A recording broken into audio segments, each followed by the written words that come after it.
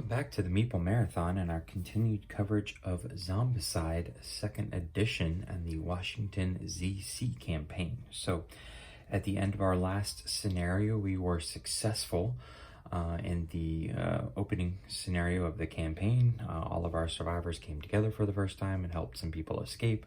And we allowed the zombies, I guess, just to flood through the diner and head on to the Capitol.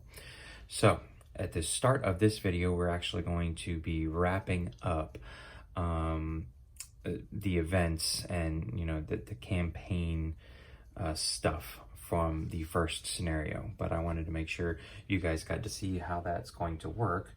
And then we'll play a little bit of the second scenario so you guys can see how, if any, in any way, a game plays a little differently with starting equipment being different. So, first of all, each character received on my team a single point of CXP. I believe that stands for campaign experience. The reason they got that is because they all reached the orange level. So it has nothing to do with how many objectives you reached. It's actually, how many zombies you killed. So knowing this, I kind of stayed away from the zombies in that scenario, knowing that they were heading off to the, the 6 noise tokens. And so I could easily just hide and they kind of stayed away from me. So I didn't really kill as many as I probably could. You have to make it up to the red. So, 43 zombies here to get 2 points of campaign experience in a specific scenario. But either way, this is cumulative. So assuming that Anton here makes it into the orange again in the next scenario, he will get to check off this number 2 box. At that point, he gets a choice. He either gets to claim a bonus action, which will check off this 1 box right here, or he can add 1 campaign skill. So these are the lists of skills you have a choice of in the campaign, and it's as if it's listed here under his blue thing. So his blue one is all out plus 1 die ranged. Then he would also get, say, combat reflexes. You would have to just remember that they have been given that skill and know what it means, because it's not going to be written on your card. And so this could get tricky with running 6 survivors, keeping them all together. So we'll see how it goes.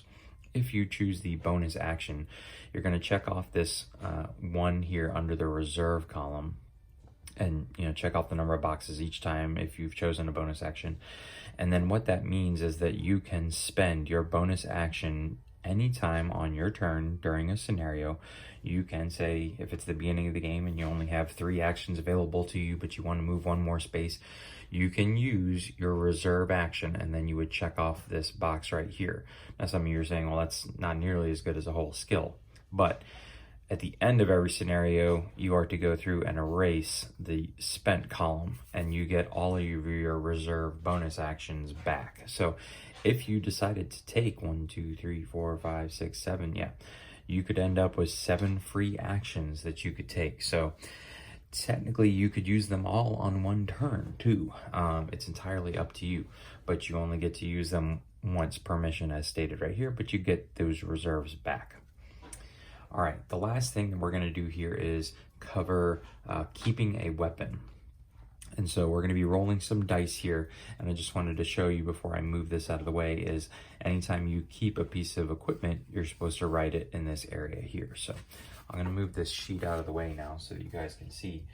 Now, according to the rule book, you can keep any weapon that has one of these keep icons on it right here. And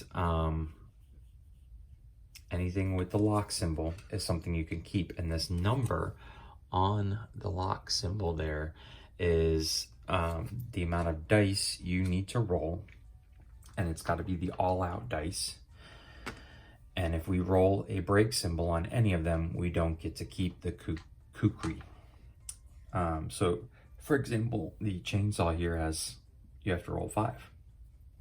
It's going to be a harder weapon to keep. Now, I have heard that starting with a full arsenal, if you get lucky enough to keep everything, it can be tricky. It can make the game feel too easy because you're automatically just decked out. There's no point in searching. You just run around, mow down the zombies as fast as they come out, and scoop up your objectives. There's no sense of urgency or sense of dread. You know, you're taking out fatties. Everybody's got a chance to take out fatties. And one thing to note was that things like the flashlight or the Molotov cocktail do not have a lock symbol on them. So you cannot find a Molotov cocktail, end up not using it, and then save it and have it at the beginning of the next scenario. So I've gone ahead and I've removed all of the equipment from my characters that didn't have a lock symbol. And this is what I am choosing to do. This, again, is not how the rules state it should happen, but I'm going to roll for all pieces of equipment for Anton, and then any that I'm able to keep, I'm going to choose one. So more than likely, if he is able to keep the chainsaw, I'll probably keep that, but he could fail on the chainsaw and then have all three, and then I'm going to make a choice. Do I want the ability to, you know, open the doors, or do I want the better weapon?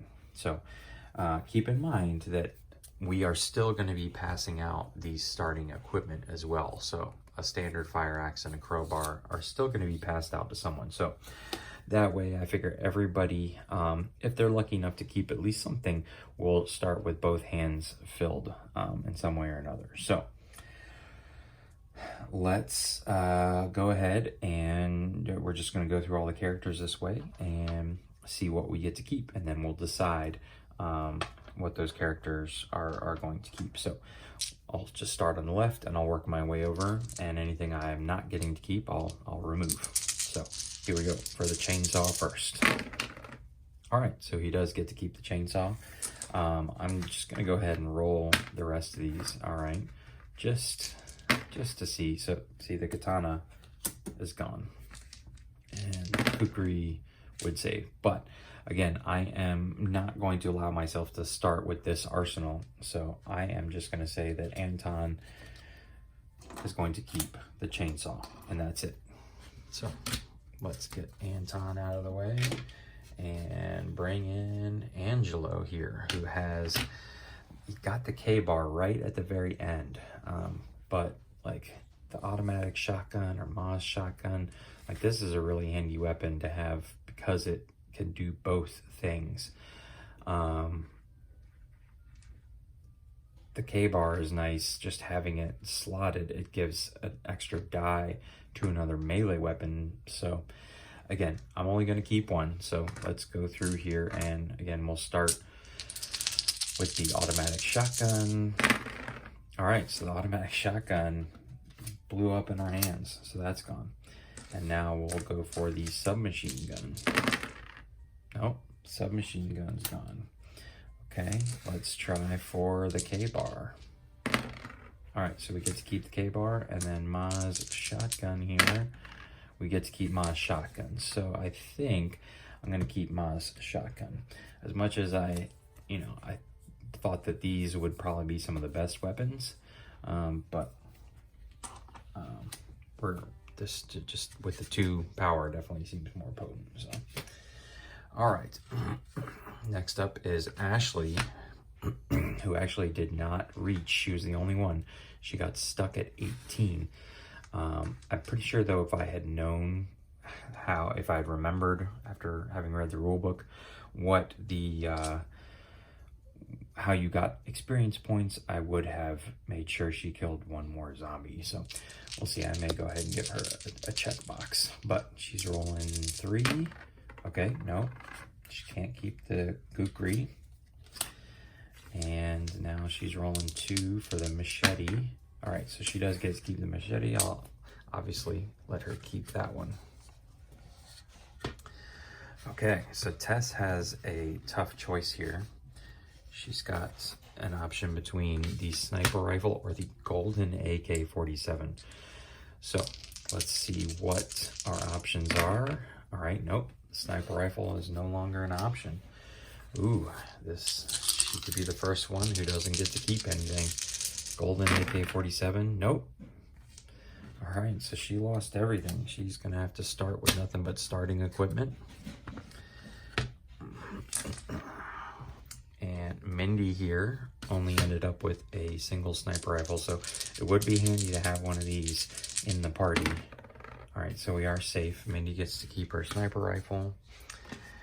And then last but not least, Justin here has crowbars or Zatsensuken, which is a really nice blade. So crowbar attempt. No, actually the crowbar broke.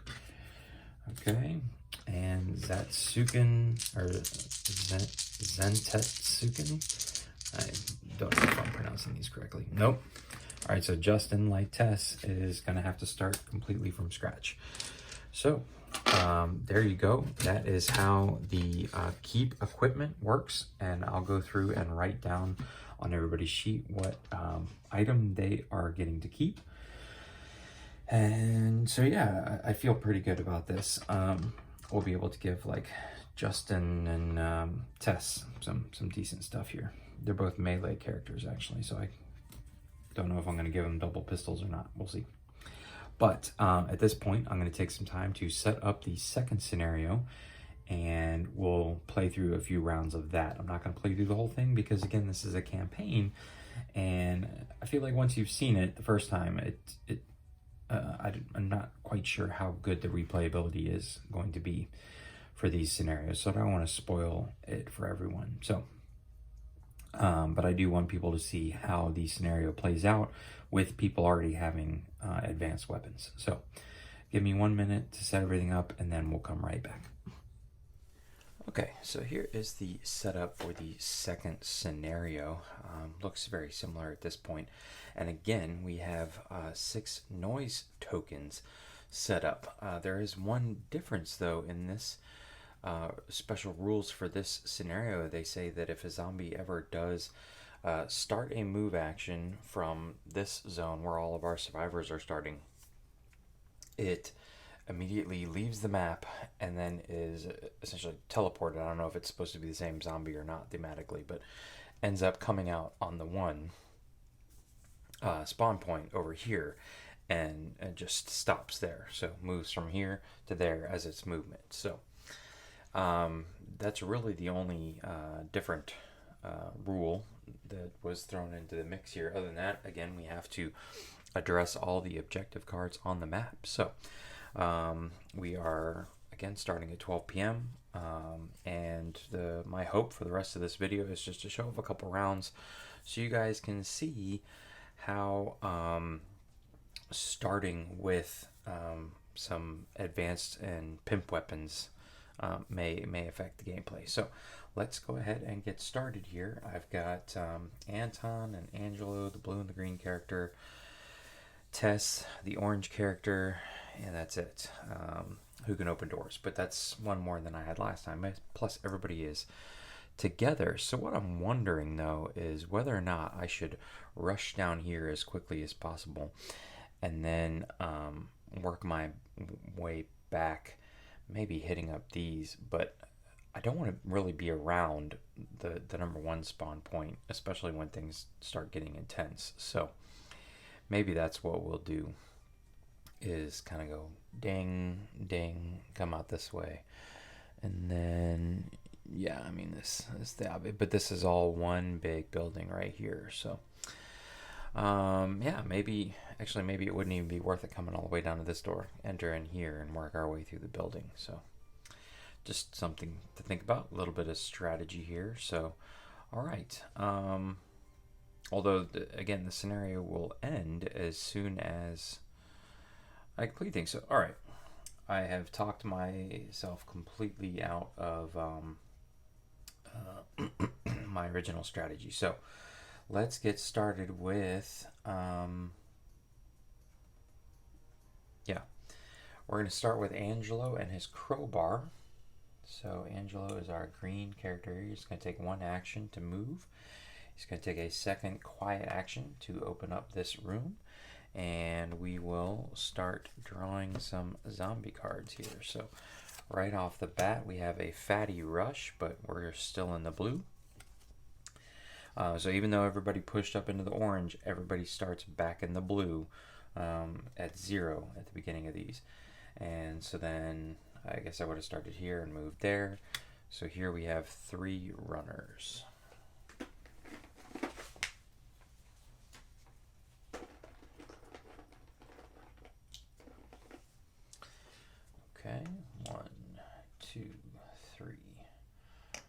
so they do not get a spawn. So Angelo only has one more action. I don't think it would really make a lot of sense for him to continue on anywhere, so I'm just going to actually have him move one more in this direction. Alright, so let's see here. Do we have anybody that could really... Anton could have a chance to take them out, but he'd have to go 1, 2, 3 just to get in there. So I think I'm actually going to let those guys come out. Yeah. So who else can open a door? Let's have Tess open a door. So Tess is going to go 1, 2, 3 and stop right there. Now she's in trouble. Let's see who else could use some stuff. Let's have Justin go 1, 2, and now he can search the Humvee. It's a searchable unit, and you actually get to draw from the Secret Service desk. So he's got a folding shovel. Okay, well that's not nearly as exciting. But it's a little bit better than the baseball bat. Okay, so that was his 3 actions. Mindy is also going to set up here to take out 1, 2, 3. Yeah, I want her right here actually on top of the Humvee. Not that she gets any advantage from it, but she, from this spot, she can shoot this and this. So Ashley is going to go ahead, and I want Anton actually just to stop right here and wait. And so let's have Ashley go 1, 2, 3 and also be ready to go in this door. All right, so not very exciting, but that's the end of our turn. So again, we haven't hardly seen any zombies yet. So we'll play a few more rounds, but these guys obviously will activate. They'll come here, and then they're heading A, towards a survivor they can see, and B, towards the noise. So let's get all those more leveled out there. Okay. All right. So we need to spawn. I guess we'll continue to do clockwise and just keep it normal. So a fatty rush, 2 fatties, and they will end up out here. And then we have walkers, 2 walkers. All right, so 1, 2. And last but not least, we have 1 runner. All right, let's throw in the pizza delivery guy here. Okay. All right. So Anton obviously is the one I'm definitely worried about here.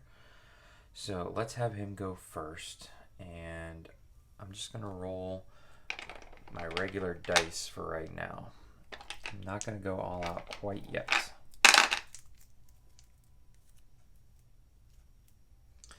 All right, but he gets to roll 5, but he's got to hit on a 5+. Ooh, not good at all. Okay. Yeah, let's do that one more time. Okay, 1. It's better than nothing. All right, the question is, do I go all out risking losing the chainsaw? I think I do, because I really just want to get rid of these guys and let some other people get some stuff done here. So, oh, I lost the chainsaw, but I should have just rolled my 5. So, all right, already breaking stuff. I lose the chainsaw, but I get 3 things, and I am cleared. But unfortunately, that was my 3 actions. So, let's see here. Angelo cannot reach these guys. Neither can Justin. So Angelo's going to... No, let's have Justin now go 1, 2, and pick up this pimp weapon crate. And he gets, ooh, an army sniper rifle 1 through 4. Rolling 2 dice, 3+. Oh yeah, this thing is, well, I guess we'll store away the baseball bat for now. All right. And so Justin should have no problem being in charge of this objective here. All right, so Justin's done. Let's see what Mindy can do with her sniper rifle. So she's hitting on a 3+. Yeah. Do I risk it? I've got another sniper rifle on the team. Yeah, why not? All right, so I'm going to fire at the runner first because I feel like he obviously is the more risky. All right, definitely crushed him. So boom. He is taken out. That is 1 XP. So I guess we should just go ahead and try and take both of them out. It's only 1 die that could break. All right, so we did. So 2 more points for her. Now that was actually only 2 actions it took her to get there. So I think she, is going to search the Humvee.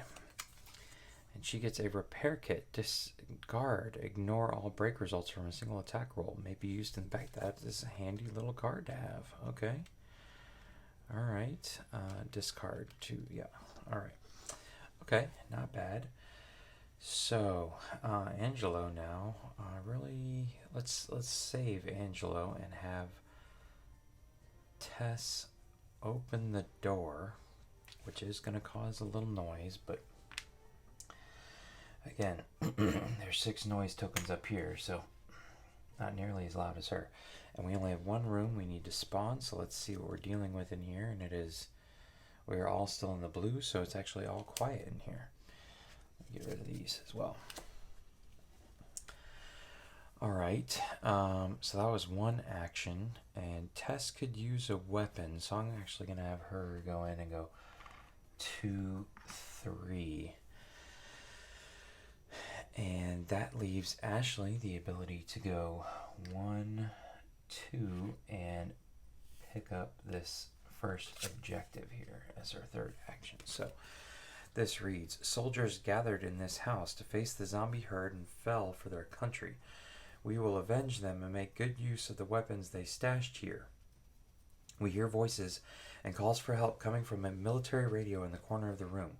Rest in peace, fellows. Keep this card revealed. Draw 8 cards face down from the Secret Service equipment deck. Place them in this zone in a pile to draw from. Any survivors in this zone may spend 1 action to pick one of these cards if there are no zombies present. This is not a search action and can be done several times per turn and per survivor. Okay, any survivor in this zone may spend 1 action. All right. Discard this card when the special pile is exhausted. So I don't really feel like I need to put that card back out there. So let's just find 1, 2, 3, 4, 5, 6, and 7, 8. All right. So a pretty handy little stash here. And that was the end of Ashley's turn. So the only person left to go is Angelo, who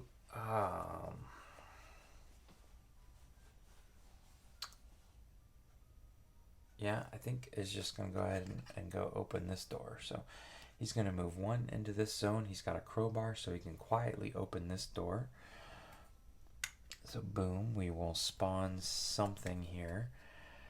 All right, fatty rush. So a single fatty will come in and move right here. He's got Mod's shotgun, so I'm not too worried about that. Okay, so that was his 2nd action, and so since the fatty moved up, he can actually go ahead and take a shot at range on the fatty with Ma's shotgun. And so I'm not going to risk breaking it at this moment, because if not, then I'm going to have a fatty right on top of me and nothing but a crowbar. Alright, but we were successful in taking out this fatty. So as you can see, I am pretty easily taking out everything that's coming up. We are entering the 3rd round here, and I only have 2 fatties coming around the corner, which we will have them do. And let's see what we're spawning. So, walkers times 3. So here's 1, 2, and I just need a third one. Let's bring Coffin Joe out. We haven't seen Coffin Joe.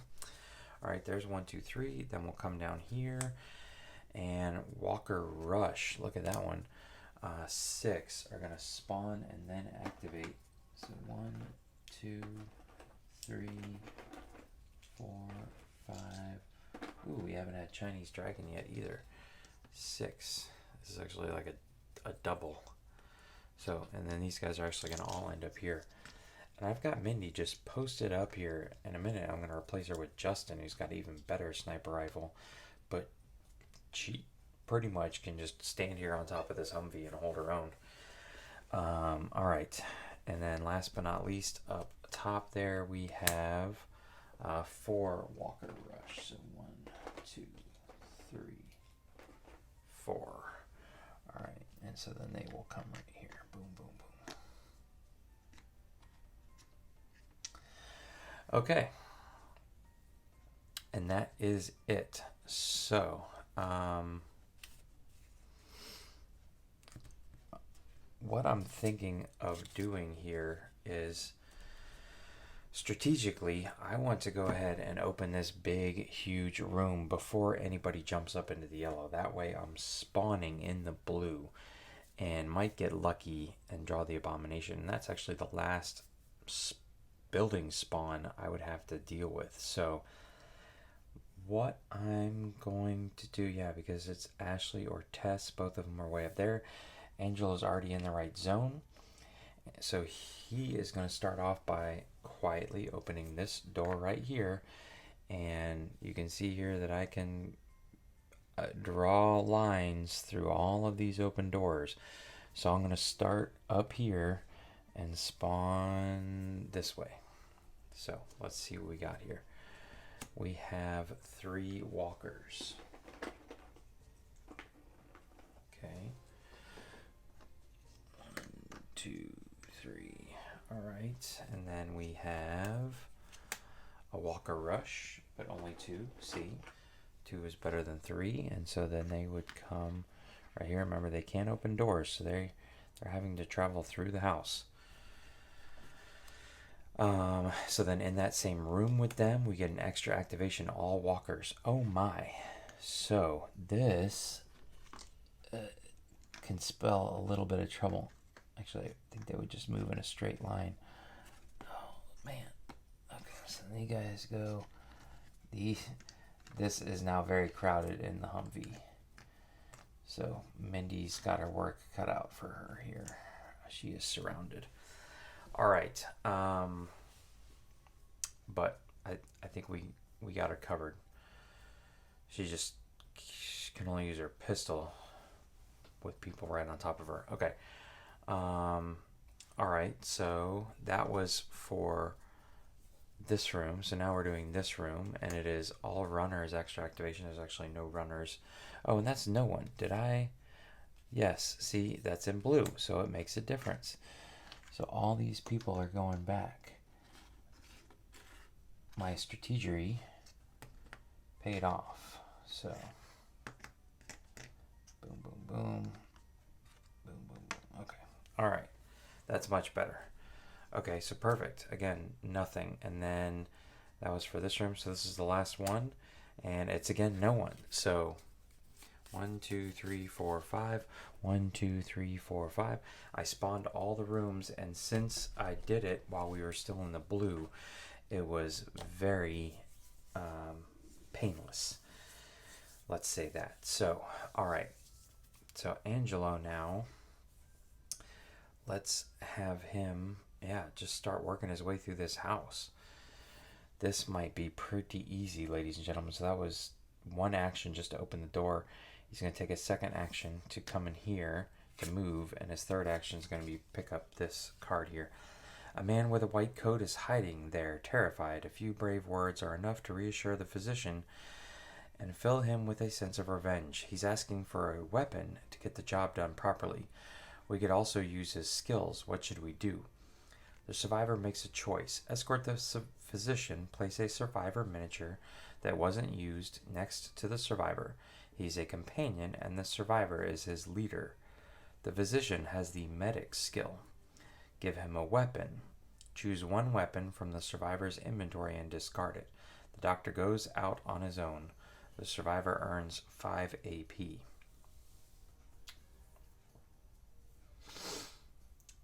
So I could give him the crowbar. I don't need to be opening any doors anymore. I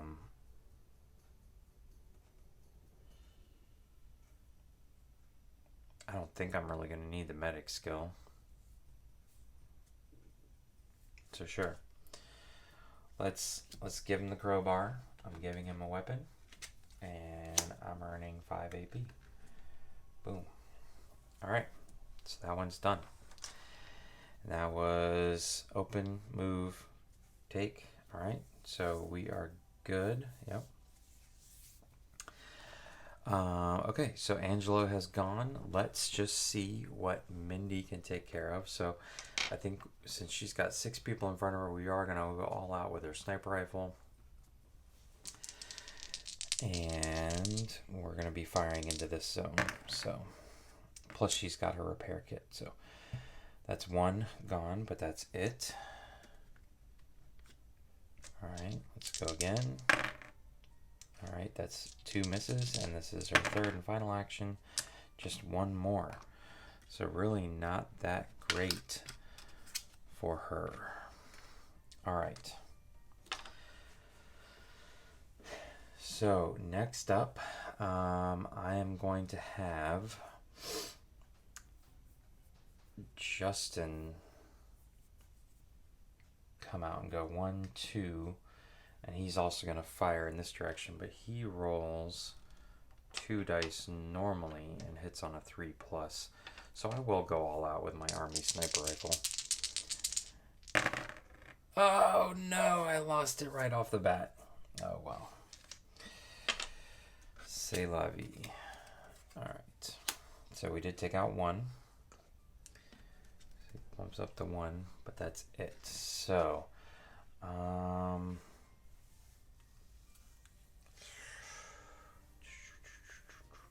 not too worried about them, but should Anton run over there and help them out? 1, 2, 3. 1, 2, 3. He gets an all-out +1 die ranged. Oh, he lost his thing. So, okay. So, yeah, he is going to move over here just because there's so many of them. And so that's 1 movement. And so he can shoot with his pistol. And for 1 attack, roll an extra all-out die. Alright, so 1, 2 of these guys are gone. And he can go all out 1 more time. And he did hit, just barely. Okay, so we took this guy out. Still nobody in the yellow. Alright, and so all I have is Tess with a fire axe. So she is going to take 1 action to pick up the pimp whip and create. Ooh, and she gets that. Which, I mean, if you don't recall what her. Oh my goodness.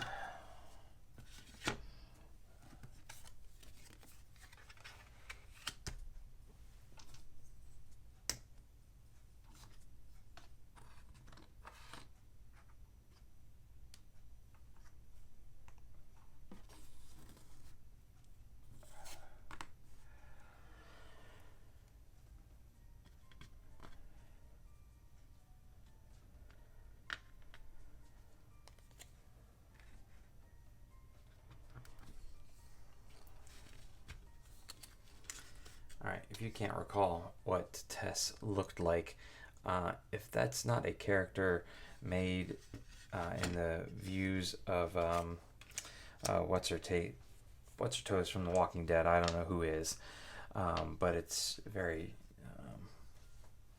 seems very formative that she has that as her pimp weapon. So unfortunately, though, that is Well, no. So we're okay because that was just one action, and then she can use her Bloodlust melee, where she can move up to 2 spaces and then do a melee attack. So she's going to use that as her second action and go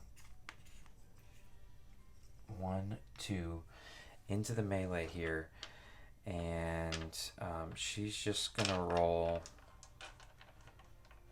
her normal. Oh no, it's got to be all out. She's got to go all out. So we're rolling a lot of dice here. So we may lose the Zensukis. Okay, so no loss. We're looking at a 4+. So 1, 2, 3, 4. All right, 5. No, she did. She did it plenty. Okay. All right, so she takes all these guys out. Boom, boom, boom. She gets 4 AP. And that was only her second activation, so I guess I'm gonna go ahead and just move her into here. All right, this doesn't need to be up there anymore. Okay, and so the only person that has not gone is Ashley. So Ashley is simply going to spend 3 actions to pick up the top 3 cards here. 1, 2, 3. And you know, she can always trade this with other people. So night vision goggles, okay. It's not bad. A Glock 17. That's not bad either. Or an MP5. That doesn't seem like that good of a weapon. None of these do. So, all right. At this point, ladies and gentlemen, I think you guys have gotten the gist that things are definitely easier. Previously, I was only being able to shoot to range 1 with my pistol, and not a lot of dice rolling, and yeah. But I'm feeling very confident here that somebody's easily going to be able to run up in here and even here, knock out those 2 objectives. And then basically, Angelo shouldn't have no problem dealing with 5 total walkers over the course of just slowly pacing through this building. Because now that he's in here, nobody has line of sight on him. And so these guys are just going to continue to come down here. I'm literally just going to camp the rest of my guys up here. And try and give him a ranged weapon, yeah. So that is just my thoughts. Once I have played through this entire campaign, I will be giving a full and honest review of Zombicide 2nd Edition, specifically the campaign, and give my thoughts on it. So stay tuned for that. But hopefully these last few videos have been helpful in helping you understand whether Zombicide 2nd Edition is worth it. If you've had Zombicide already, have an iteration of it. Is the campaign worth it? Are all the new mechanics worth it? Or is it worth it if this is the first time you're jumping into a Zombicide game? Personally, I would say yes, because I really do enjoy this game. It's just a lot of fun. It's definitely your hack and slash style game in a box. So if you enjoyed this video, please consider giving it a thumbs up. And if you'd like to see more videos like this in the future, please consider subscribing to the channel. Once again, thanks for watching. Have a great day.